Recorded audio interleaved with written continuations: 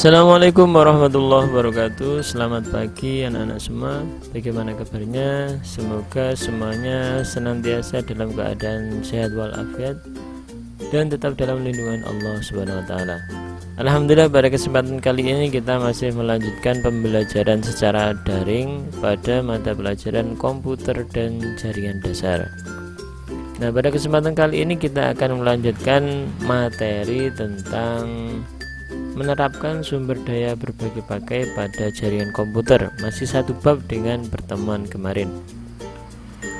Nah, sebelum kita mengawali pembelajaran pada kesempatan kali ini, marilah kita berdoa terlebih dahulu dengan membaca Ummul Kitab bersama-sama. Semoga dengan bacaan wasilah Ummul Kitab yang kita baca ini bisa menjadikan ilmu yang kita pelajari bisa menjadi ilmu yang berkah, yang manfaat, yang kelak bisa menuntun kesuksesan untuk kalian semua gitu.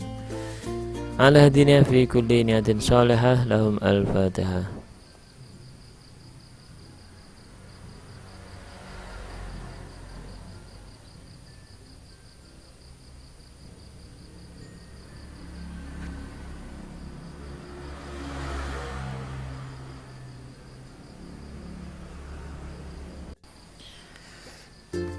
Nah, baiklah, bisa kita mulai pembelajaran pada hari ini. Jadi pada hari ini kita akan mempelajari tentang definisi dan juga teori-teori tentang bagaimana penjelasan mengenai berbagi pakai pada jaringan komputer.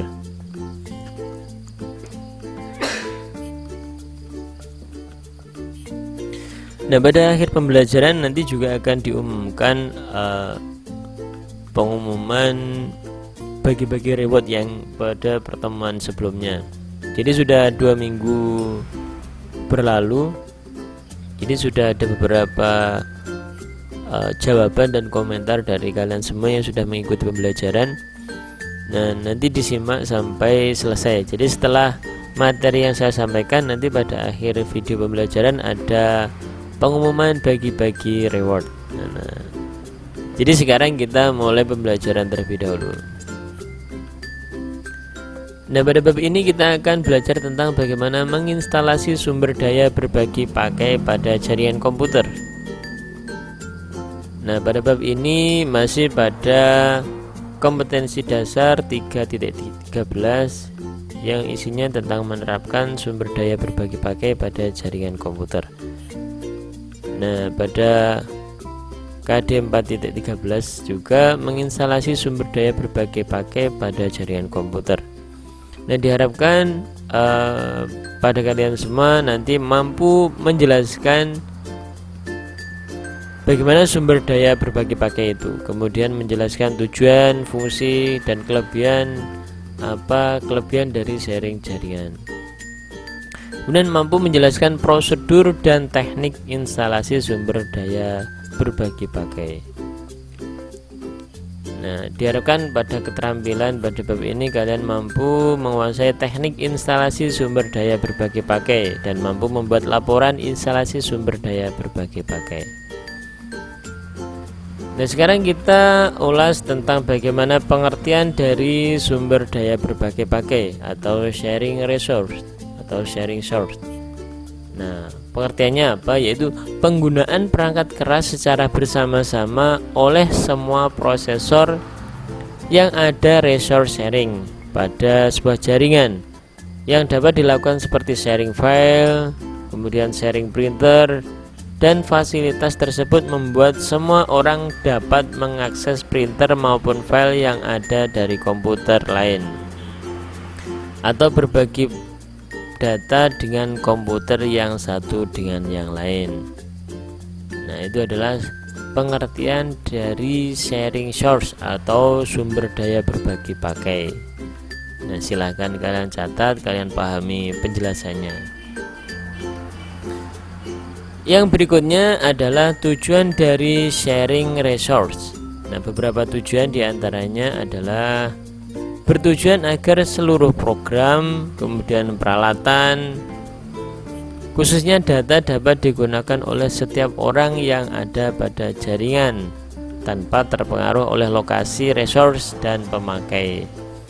Jadi sharing resource adalah suatu usaha untuk menghilangkan kendala jarak. Jadi tujuan utama sharing itu kita tidak terhalang oleh jarak. Katakanlah dalam satu jaringan atau jaringan lokal itu terdapat beberapa komputer yang jaraknya kalau mungkin kita mau berjalan agak jauh. Jadi ketika ada fasilitas sharing resource itu kita tanpa harus datang ke server yang memberikan fitur-fitur atau fasilitas yang ada pada sebuah komputer server. Jadi kita hanya tetap menggunakan pada komputer klien, tapi kita bisa menggunakan fasilitas yang ada pada server. Nah, yang berikutnya adalah kelebihan dari resource sharing. Kelebihannya apa saja? Kemarin kita sudah sedikit membahas, kita coba bahas kembali, yaitu tentang beberapa kelebihan yang diperoleh. Yang pertama adalah yaitu efisiensi. Nah, sistem operasi resource sharing memungkinkan sumber daya sistem komputer untuk digunakan dengan cara yang efisien dalam pembagian data. Ini adalah yang pertama, efisien. Jadi kita tidak terlalu ribet untuk menggunakan sharing resource ini. Jadi ada kemudahan atau efisien, tidak terlalu membutuhkan alat yang begitu banyak, jadi kita lebih efisien gitu dalam penggunaannya. Kemudian kemudahan. Nah, kemudian ini apa? Yaitu sistem operasi resource sharing membuat komputer lebih mudah dipakai dan memberikan kenyamanan kepada pengguna. Nah, ketika komputer klien itu menggunakan fasilitas yang ada pada server itu lebih mudah. Jadi untuk menggunakannya itu lebih mudah. Nah, yang ketiga adalah kemampuan berevolusi. Nah, sistem operasi dalam sharing resource harus disusun sedemikian rupa hingga memungkinkan pengembangan yang efektif. Nah, pengujian dan penerapan fungsi pengembangan yang efektif. Nah, jadi maksudnya pengujian dan penerapan fungsi sistem yang baru tanpa mengganggu layanan yang telah ada. Jadi katakanlah dalam sebuah jaringan itu misalnya ada salah satu komputer yang tidak jalan, ada komputer yang masih normal.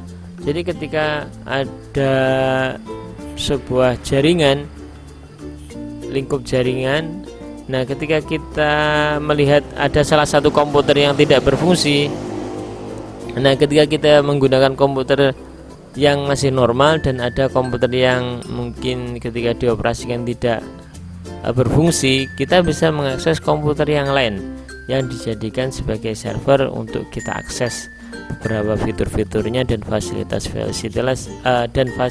yang disediakan gitu.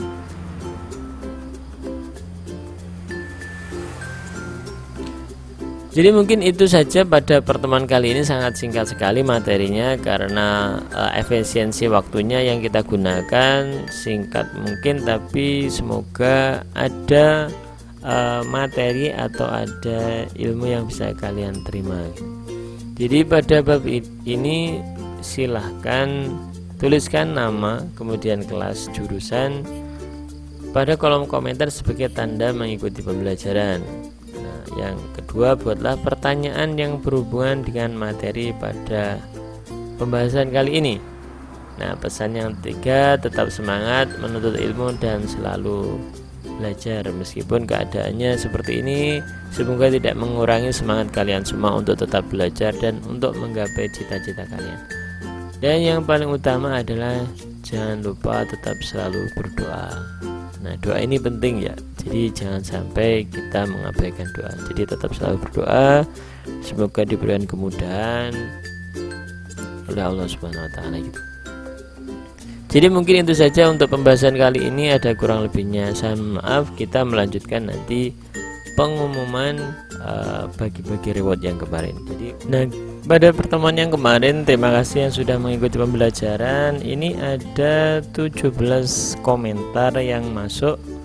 Nanti siapa saja yang mendapatkan reward, jadi kita akan kita akan pilih secara acak seperti biasa, seperti kemarin. Kita masukkan komentarnya. Kemarin pertanyaannya adalah silahkan tuliskan langkah-langkah proses bagaimana caranya setting IP address dan kemudian berapakah IP address yang digunakan pada pembelajaran tersebut. Nah, jawabannya nanti akan kita cek terlebih dahulu. Yang benar siapa, yang dapat reward siapa. Jadi kita masuk ke YouTube.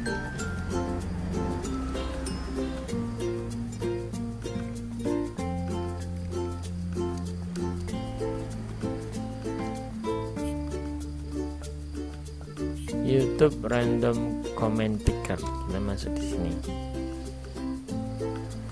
Kemarin linknya yang ini, caranya mungkin barangkali kalian semua pengen nyoba fitur atau fasilitas untuk YouTube Comment Picker, bisa masuk ke YouTube Random Comment Picker. Jadi setelah kita buka di sini nanti kita akan memasukkan linknya pada kolom yang disediakan. Jadi kemarin link pembelajarannya kan yang ini, jadi ini kita kopikan terlebih dahulu, kita masukkan pada kotak kolom yang sudah disediakan. Kita pastikan di sini, kemudian kita lihat get YouTube comment. Nah, di sini sudah terlihat ada 16 komentar yang masuk. Jadi ini bisa kita mulai, kita acak siapakah pemenangnya. Jadi kemarin ada 5 pemenang yang sudah disediakan, nanti mendapatkan 20k. Bisa dijadikan IDR, bisa dijadikan pulsa nanti. Baiklah, kita mulai yang pertama. Siapakah pemenang pertama? Yaitu kita lihat 1, 2, 3. Nah, pemenangnya yang pertama adalah Lailatul Fitria F Fatma, kalau tidak salah ya, Lailatul Fitria Fatma. Jawabannya adalah klik start, kemudian masuk ke pengaturan setting. Nah, ini kemudian kita lihat IP addressnya. Oh ya, kemarin IP addressnya adalah benar 192.168.0.7. Nah, ini jawabannya sudah benar. Nah, kita simpan dulu jawabannya, ini kita pastekan.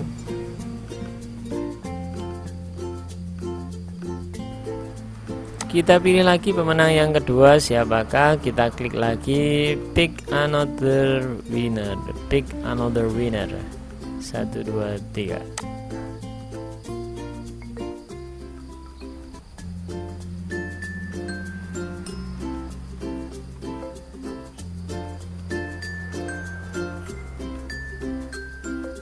Yang kedua adalah Alfi Harlia Alfia Rahma. Nah, kelas MM2. Jawabannya adalah klik start setting, kemudian ini, dan kita cek IP addressnya. Oh ya, ternyata IP addressnya sudah benar 192.168.0.7. Nah, ini kita copy terlebih dahulu, kita masukkan pada Word. Yang berikutnya kita pilih lagi untuk pemenang yang ketiga. Kita klik pick another winner. Nah, kita lihat di sini siapa berikutnya. Dwi Endah Puji R. Nah, ini kemarin pada pertemuan sebelumnya sudah mengikuti. Jawabannya kita lihat dulu. Berarti ini double winner, kemarin sudah mendapatkan juga. Kita lihat IP addressnya. Oh ya, terutama yang ini kita lihat 192.168.0.7. Nah, ini pemenang yang ketiga. Nah, sekarang kita pilih untuk pemenang yang keempat. Kita pilih lagi 1, 2, 3.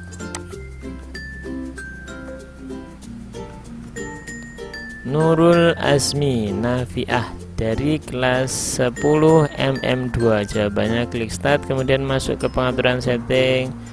Ketika men-setting pengaturan lokal, kita pilih Ethernet, kemudian pilih bagian kanan, dan kita lihat IP addressnya. Oh ya, IP addressnya sudah benar, yaitu 192.168.0.7. Nah, ini kita simpan terlebih dahulu.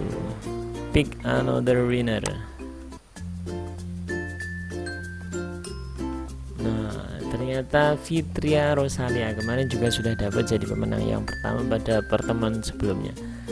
Jadi kita lihat dulu jawabannya seperti apa. Klik start, kemudian masuk ke pengaturan setting, lalu pilih network and internet, dan kita lihat IP addressnya. Oh ya, ternyata sudah benar, yaitu 192.168.0.7.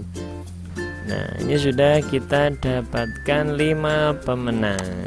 Kita sudah mendapatkan 5 pemenang. Insya Allah nanti akan diumumkan pada history WA, dan juga akan dikonfirmasi ke kalian yang sudah mendapatkan reward pada kesempatan kali ini. Jadi mungkin itu saja untuk pertemuan kali ini. Semoga tetap semangat belajarnya dan tetap jaga kesehatan. Sampai jumpa di pertemuan berikutnya. Saya tutup pada pembelajaran kali ini. Akhirul kalam, wassalamualaikum warahmatullahi wabarakatuh.